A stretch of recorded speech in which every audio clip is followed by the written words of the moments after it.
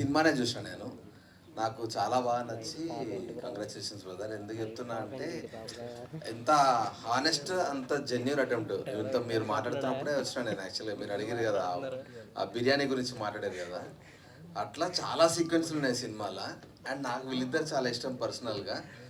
వీళ్ళిద్దరితో నేను రామన్న యూత్లో వర్క్ చేసిన ఇద్దరితోటి. అన్న రాములతో పరిచయం నాకు.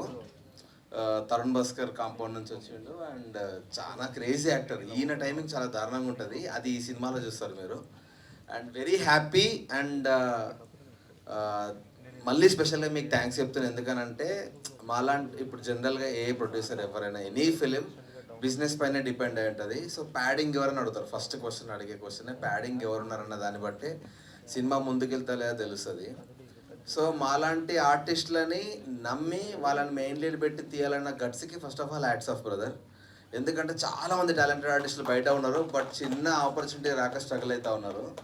థ్యాంక్ యూ సో మచ్ ఆ ఒక్క విషయంలో. ఎందుకంటే నాకు వీళ్ళిద్దరు స్ట్రెంత్ తెలుసు, మీ వల్ల వీళ్ళిద్దరి గురించి ఇంకా ఎక్కువ ప్రపంచానికి తెలుస్తుంది.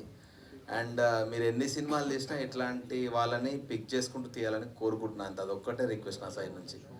And thanks for inviting me. Please continue, నేను అక్కడ కూర్చుంటా. Thank you, Naveen garu. Thank you so much for gracing our event.